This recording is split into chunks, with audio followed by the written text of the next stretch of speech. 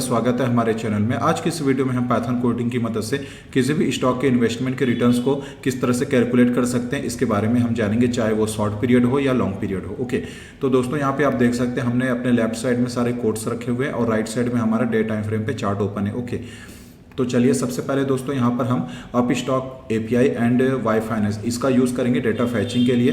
जिनके पास up stock API का है वो अपने अप स्टॉक एपीआई से कर सकते हैं, जिसके पास नहीं है तो वो वाई फाइनेंस या फिर अदर ब्रोकर के जो भी उनके एपीआई हैं उसके बेसिस पे वो काम कर सकते हैं। तो दोस्तों यहाँ पर सबसे पहले तो हमको कुछ पैकेजेस इंपोर्ट करने होते हैं। तो यहाँ पे आप देख सकते हो जैसे हमने पांडास वाई फाइनेंस रिक्वेस्ट रखा है, ठीक है। वाई फाइनेंस उनके लिए जिनके पास अप स्टॉक एपीआई नहीं है, अदरवाइज जो अप स्टॉक एपीआई यूज़ करें वो इसको यहाँ पे डिलीट कर सकते हैं, ठीक है।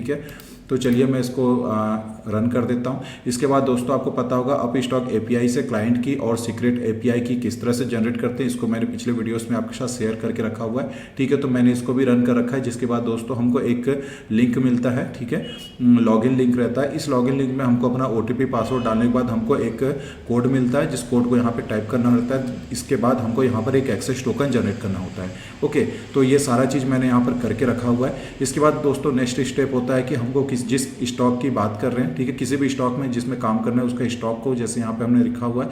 तो चलिए इस समय दोस्तों मैं यहाँ पर IRFC टाइप कर लेता हूँ, ठीक है। यहाँ पर दोस्तों मैं कैपिटल लेटर में लेना पड़ता है इनके इंस्ट्रूमेंट की जो इनके जो सिम्बॉल्स होते हैं, ठीक है। जैसे stock is equal to IRFC, just a randomly purpose से। ओके, इसका स्टार्ट डेट आप देख सकते हैं, मैंने लिखा हुआ 14/3/2022 का, ठीक है। और इसका जो पैटर्न होता है दोस्तों वाई मंथ एंड डेट, ठीक है। इसके ये हो गया हमारा स्टार्ट डेट। इंड डेट जैसे मैंने लिखा हुआ है 14/3/2024, ठीक है। टोटल 2 साल की बात कर रहे हैं। तो चलिए अब हम अपने अप स्टॉक एपीआई को देख लेते हैं दोस्तों। इसमें जो कुछ कोड हम यहाँ पे आपके साथ शेयर करेंगे पिछली वीडियोस में है, आप वहाँ से देख लीजिएगा, ठीक है। सबसे पहले तो दोस्तों हम CSV फाइल जो हमारा अप स्टॉक के NSE एक्सचेंज का होता है, इसको हमने यहाँ पर रीड किया हुआ है, ठीक है। ये हमारा पाइथन पांडास का जो फंक्शन होता है उसके जरिए। इसके बाद दोस्तों हमारा जो ट्रेडिंग सिंबल होता है जो कि यहाँ पे IRFC होता है, वहाँ से हमको इंस्ट्रूमेंट की निकालना होता है दोस्तों। अप स्टॉक एपीआई में जैसे जिस भी स्टॉक को हमको काम करना होता है तो उनका पहले इंस्ट्रूमेंट की नीड होती है, ठीक है। तो सबसे पहले इंस्ट्रूमेंट की को हमको आइडेंटिफाई करना होता है, फाइंड करना होता है। तो यहाँ पे दोस्तों हमने उसका इंस्ट्रूमेंट की निकाल लिया IRFC का। इसके बाद दोस्तों 0 कॉलम 0 रो के थ्रू .ih से हमको जब यहाँ पर हमको एक कॉलम एक जो डेटा आउटपुट मिलता है जो इंस्ट्रूमेंट की में, तो यहाँ पर दोस्तों रो कॉलम्स का कॉम्बिनेशन होता है। तो जिसमें हमको सिर्फ पर्टिकुलर इंस्ट्रूमेंट की चाहिए होता है, ठीक है। तो जिसके लिए हम इस फंक्शन का यूज़ करते हैं, इसको मैंने पिछले वीडियोस में शेयर कर रखा है।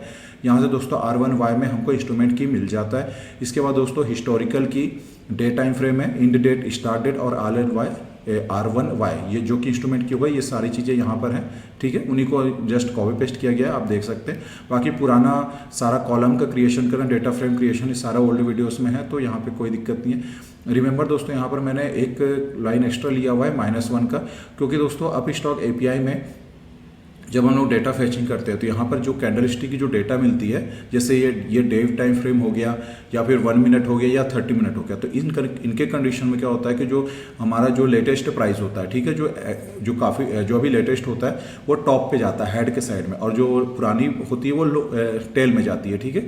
इस कारण दोस्तों हमको उसको रिवर्स करना पड़ता है, इसलिए मैंने यहाँ पे -1 किया हुआ है, ताकि मेरा जो लेटेस्ट प्राइस है वो बॉटम में मिले और टॉप की, और जो हमारा पुराना ओल्ड प्राइस है वो हेड साइड में मिले। ओके, तो यहाँ पर किया हुआ है। उसके बाद प्रिंट कमांड दे देते हैं। तो चलिए मैं इस कोड को रन कर लेता हूँ, पहले इसको रन कर लेते हैं, देन इस कोड को मैं पहले हाइड कर लेता हूँ। ये जो आप ये अपनी जो ब्लू पट्टी स्ट्रिप देख रहे हैं, इससे हम अपना कोड को हाइड या शो कर सकते हैं, ठीक है। तो मैं अभी इसको हाइड कर लेता हूँ, रन कर लेते हैं। वेट, देखिए यहाँ पर जैसे हमने कोड को रन किया, open high low close volume OI, ठीक है, जो हमने यहाँ पे कॉलम का डेटा फ्रेम में कॉलम्स का बनाया हुआ था, वो सारी चीज़ें यहाँ पे हमको मिल चुकी है। इसके बाद दोस्तों अगर आप देखेंगे तो हमने 14/3/2022 से बोला था, देखिए 14/3/2022 का हो गया। उसके बाद हमको लास्ट होता है 14/3/2024 का, तो ये 14/3 एंड 2024। ओके, यहाँ पे आप देख सकते हैं। इसके बाद दोस्तों नेक्स्ट स्टेप होता है, यहाँ पे देखिए विथ वाई फाइनेंस। अभी तक हमने अप स्टॉक एपीआई के थ्रू डेटा फैचिंग किया, वाई फाइनेंस के भी थ्रू कर सकते हैं, बट अभी मैं इसको कुछ देर के लिए वेट करते हैं। तो चलिए पहले हम इसमें देख लेते हैं कि हमारा जो ये डेटा मिला ये प्रॉपर सही मिला है या रॉन्ग मिला है। तो मैंने ये IRFC का चार्ट ओपन करके रखा हुआ है, ठीक है। वेट, यहाँ पे देख सकते हैं IRFC का चार्ट ओपन है और डे टाइम फ्रेम पे है। तो सबसे पहले हम चलते हैं 14/3/2022 की डेटा पे। तो वेट,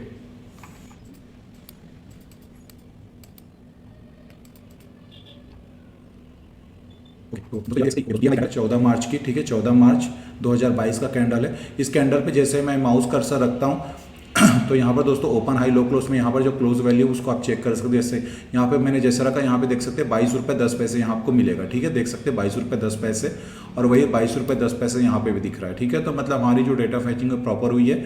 इसके बाद नेक्स्ट स्टेप है एंड डेट देख लेते हैं 14/3/2024 का, तो इसको भी मैं देख लेता हूँ, वेट।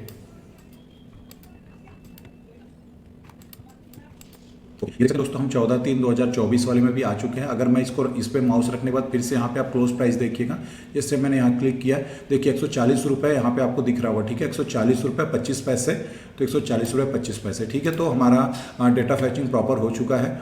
चलिए इसके बाद दोस्तों हमारा जो कोड है हमारा, इस कोड को भी देख लेते हैं। सबसे पहले दोस्तों इनिशियल फंड मैंने 3 लाख रुपए लिया हुआ है, ओके।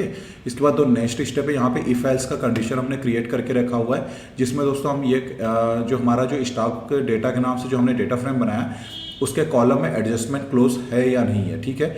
इसका कंडीशन दिया, अगर एडजस्टमेंट क्लोज है तो हमारा जो स्टॉक प्राइस है जो कि यहाँ पर हम यूज़ कर रहे हैं, ठीक है, वेट, ये स्टॉक प्राइस, वो उसके जगह पर हमको ये एडजस्टमेंट क्लोज का डेटा मिले, अगर नहीं है तो क्लोज का मिले। इसका मतलब ये कि जैसे दोस्तों यहाँ पे ओपन हाई लो क्लोज और वाई फाइनेंस में आप काम करेंगे तो वहाँ पर एडजस्टमेंट क्लोज करके एक और कॉलम मिलता है, ठीक है।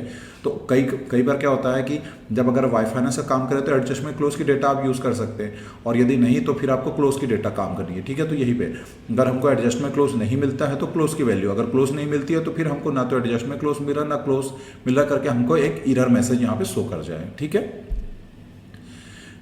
इसके बाद नेक्स्ट स्टेप दोस्तों हमको इनिशियल प्राइस है, तो इनिशियल प्राइस में जो स्टॉक का प्राइस था, जो हमने यहाँ पे एडजस्टमेंट क्लोज या स्टॉक डेटा का जो हमने डेटा फ्रेम बनाया हुआ था उसका क्लोज का वैल्यू का आइड लोकेशन, ठीक है, यहाँ पे हम लोग स्केलर वैल्यू यूज़ कर रहे हैं। तो यहाँ पर दोस्तों 0, ठीक है, मतलब कि इस पर्टिकुलर टाइम पे इस पर्टिकुलर जो हम इनिशियल प्राइस होगा ये होगा हमारा 22 रुपये 10 पैसे। उसके बाद दोस्तों -1 करके हमारा जो फाइनल होगा ये होगा हमारा 140 रुपये 25 पैसे, ओके। इस तरह से हमने अपना प्राइस यहाँ पे सेलेक्ट कर रखा है, ठीक है, प्राइस को यहाँ पे डिक्लेयर हो गया। इसके बाद दोस्तों शेयर बाउट्स का मतलब हमारी जो इनिशियल फंड कितनी थी डिवाइड बाय जो प्राइस था, तो इससे हमको हमारे कितने शेयर्स हमने कितनी क्वांटिटीज परचेस की वो हमको पता चल जाएगा। फाइनल वैल्यू में जो हमने शेयर बाय किया उसको हम मल्टीप्लाई करेंगे जो हमारा फाइनल प्राइस था, तो उससे हमको ये पता चल जाएगा कि हमारी फाइनल वैल्यू क्या पड़ती है। उसके बाद प्रॉफिट एंड लॉस में फाइनल वैल्यू जो होगी माइनस इनिशियल, मतलब जो भी हमको मान लीजिए हमने 5 लाख रुपए कमाया और इनिशियल हमारी 3 लाख था, तो डिफरेंस करेंगे तो 2 लाख का प्रॉफिट आ जाएगा, ठीक है। और उसके बाद आरओआई में हमारा जो प्रॉफिट था और हमने कितना कैपिटल मार्केट में लगाया उसको हम डिवाइड करने के बाद 100 से मल्टीप्लाई करते हैं तो हमारा रिटर्न ऑफ इन्वेस्टमेंट पता चल जाता है। तो उसके बाद दोस्तों हमने इनको प्रिंट कमांड के थ्रू इन सब के डेटा यहाँ पे हम प्रिंट कमांड के थ्रू देखेंगे। तो चलिए मैं इस कोड को पहले रन कर लेता हूँ, वेट। यहाँ पर दोस्तों हमने कोड रन कर रखा और चलिए आउटपुट देख लेते हैं। इनिशियल प्राइस देख सकते हैं 22 रुपये 10 पैसे, ठीक है, हमने यहाँ पर बोला हुआ था 22 रुपये 10 पैसे, ठीक है। और फाइनल प्राइस होगा जहाँ पर हम एग्जिट होते हैं ये है हमारा 140 रुपये 25 पैसे, तो 140 रुपये 25 पैसे प्रॉपर है। शेयर की क्वांटिटी आप देख सकते हैं 13,574.66 का हमारा शेयर खरीदी होगी, ओके। इनिशियल फंड हमने 3 लाख बोला हुआ था और फाइनल हमको बन रहा है ये 19 लाख के आसपास का। पीएनएल अगर बात करेंगे तो 16 लाख का प्रॉफिट बन रहा है। आरओआई है 534% का रिटर्न मिल रहा है। ये दोस्तों पूरे 2 साल के डिफरेंसेस का है, क्योंकि अगर आपने देखा होगा तो हाल के 2022 से लगभग 2024 के आसपास में सारे शेयर्स ने काफ़ी बड़ी मूवमेंट दिया हुआ था। अगर वेट करिए, अगर हम इसके जगह पे किसी और भी शेयर को देख लेते हैं, ठीक है, ये इसको मैंने कोड्स को हाइड कर रखा है। वेट आप यहाँ पे कोड को पूरा देख लीजिएगा, एज इट इज आप कॉपी कर सकते हैं, ठीक है। तो चलिए मैं इसको हाइड कर लेता हूँ। इसके अलावा दोस्तों हम IRFC के अलावा किसी और भी स्टॉक को देख लेते हैं, वेट। जैसे मैं यहाँ पर दोस्तों RVNL कर लेता हूँ, ठीक है, वेट, ठीक है। चलिए यहाँ पर हम RVNL कर लेते हैं। इस कोड को मैं रन करता हूँ, ठीक है। RVNL की डेटा यहाँ पे फैच करते हैं। इसके बाद दोस्तों अगर मैं इसको कैलकुलेट करता हूँ तो दोस्तों देख सकते हैं RVNL में अगर हमारी 3 लाख की इन्वेस्टमेंट होती है तो जो लगभग बन गया होता 22 लाख, लगभग 22 लाख का हमको रिटर्न मिला होता दोस्तों। अगर देखें 22 लाख का फाइनल मतलब टोटल 19 लाख का यहाँ पे प्रॉफिट बना होता, ठीक है। तो दोस्तों अगर देखा जाए तो हाल के 2022, 23, 24 इस टाइम पे मार्केट ने काफ़ी बड़ा मूवमेंट किया था और ज़्यादातर लोग इन स्टॉक्स को भूल करके खाली ऑप्शंस करते रह गए जिसमें ना तो कोई प्रॉफिट हाथ में आया, राइट। ओके दोस्तों, हम कुछ अनदर स्टॉक को देख लेते हैं, जैसे VETL, ठीक है, वेदांता को देख लेते हैं। तो चलिए वेदांता में क्या हाल चाल है इसको भी देख लेते हैं। वेदांता में कितने % का रिटर्न मिला होता, वेट। ओके, यहाँ पे देख सकते हैं दोस्तों, अगर इस समय अगर वेदांता में इन्वेस्टमेंट हुआ होता तो लॉस में रहते। देखिए वेदांता में अगर आप नोट करेंगे तो ये लगभग 353 रुपये का इनिशियल प्राइस था और फाइनल प्राइस था 249 का। ठीक है, 847 की क्वांटिटी परचेस की आती है। यहाँ पर लगभग दोस्तों 29% का लॉस हुआ था। चलिए इसको वेदांता को चार्ट सेक्शन में भी देख लेते हैं। हम देखते हैं वेदांता को 14/3/2022 की डेटा के साथ। तो मैं वेट यहाँ पे वेदांता को मैं चेक कर लेता हूँ, VDL। ठीक है, ये हमारा वेदांता हो गया। और वेदांता में हम पहले देख लेते हैं फाइनल प्राइस। वेट, ठीक है, वेदांता में देखना है 14/3/2022 का।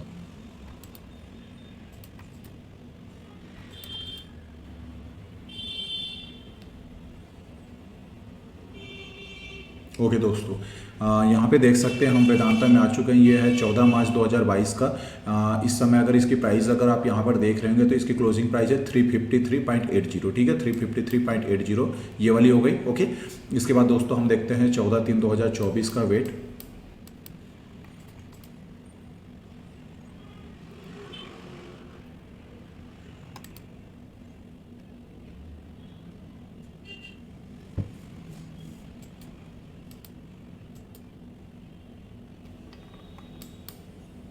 ओके दोस्तों, यहाँ पे आप देख सकते हैं ये है 14 मार्च 2024 का। इसकी अगर इस माउस पे हम कर्सर रखते हैं तो यहाँ पे क्लोजिंग प्राइस देखिएगा। ठीक है, ये है आपका 249.15 रुपये। ठीक है, 249.15 रुपये। तो दोस्तों यहाँ पे देख सकते हैं अगर इस 2 साल की ड्यूरेशन में अगर हम वेदांता पे इन्वेस्टमेंट किए होते तो हमको 29% का लॉस हुआ था। हालांकि उसके बाद वेदांता ने अपने आप को रिकवर करते हुए प्लस में आ भी गए। ठीक है, बट कोई नहीं। तो चलिए अभी हम देख लेते हैं कि वेदांता में अगर 14/3/2022 से अभी का लेटेस्ट में क्या डिफरेंस पड़ता है, देख लेते हैं। जैसे अभी 2025 चल रहा है, तीसरा महीना है और आज चल रहा है 8 है, तो मैं यहाँ पे 7 का ले लेता हूँ। ठीक है, 07। तो चलिए इसको देखते हैं कि यहाँ पे हमको क्या आउटपुट मिलता है वेदांता में इस समय। ओके, यहाँ पर दोस्तों हमको लगभग 77,000 के आसपास का प्रॉफिट इस समय हमको मिला होता है वेदांता में। ठीक है,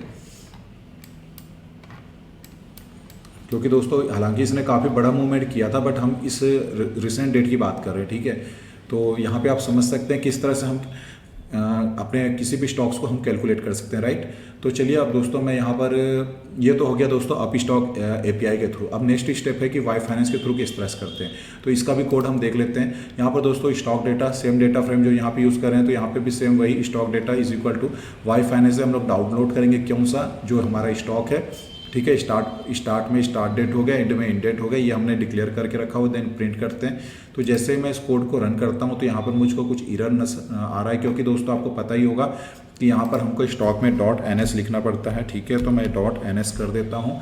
अब मैं इस कोड को रन करता हूँ। रन करने के बाद अब हम इसको रन करेंगे तो यहाँ पर हमको वैल्यू आ जाएगी। ओके, यहाँ पर दोस्तों अगर आप देख रहे होंगे तो थोड़ा सा प्राइस में डिफरेंसेस हमको नज़र आ रही होगी। ठीक है, शायद ये भी मे भी ये काफ़ी ओल्ड वैल्यूज़ शो कर रही है। ठीक है, यहाँ पर 14/3/2022 का क्लोजिंग है 220 रुपये के आसपास बता रहा है, बट यहाँ पर इन्होंने, ठीक है, यहाँ पर थोड़ा सा काफ़ी ओल्ड वैल्यू है, शायद इस कारण हमको डेटा प्रॉपर नहीं मिल रही है। बट अगर रिसेंट डेटा की बात करेंगे तो देखिए, और दूसरी बात दोस्तों यहाँ पर हमने 7 तक का लिया है, तो बट अब जो हमारा वाई फाइनेंस है ये 6 तक का ही डेटा दे रहा है। तो 6 की क्लोजिंग देख लेते हैं, 442.95। ठीक है, मतलब हमारा जो रिसेंट डेटा है वो तो हमको प्रॉपर मिल रहा है, बट जो 2 साल पुरानी ओल्ड डेटा है उसमें थोड़ा सा हमको वेरिएशन मिल रहा है। 220 रुपये मिल रहा है यहाँ, जबकि 353। तो ये स्लाइटली डिफरेंसेस है, कोई बात नहीं। हो सकता है ये हम डेटा फैचिंग में थोड़ा सा मिसमैच हो रहा होगा, कोई बात नहीं। तो आप समझ चुके हैं दोस्तों कि हम किस तरह से अप स्टॉक API या फिर अपना जो वाई फाइनेंस है इसके थ्रू हम कोडिंग करके अपने इन्वेस्टमेंट के बारे में जान सकते हैं कि अगर हम किसी स्टॉक में इन्वेस्टमेंट करते हैं अगर, तो कितने % का हमारा रिटर्न बनता है, प्रॉफिट आता है। ये जस्ट एक नॉर्मल कोड था, इसमें बस आप इसको नॉर्मल कैलकुलेशन पर्पज़ के लिए था। ठीक है, तो चलिए इस वीडियो को मैं यहीं पर क्लोज करता हूँ। मिलते हैं नेक्स्ट वीडियो में। लाइक सब्सक्राइब करना ना भूलें। तो चलिए हम अप स्टॉक API को भी लॉग आउट कर देते हैं। ठीक है, मिलते हैं नेक्स्ट वीडियो में।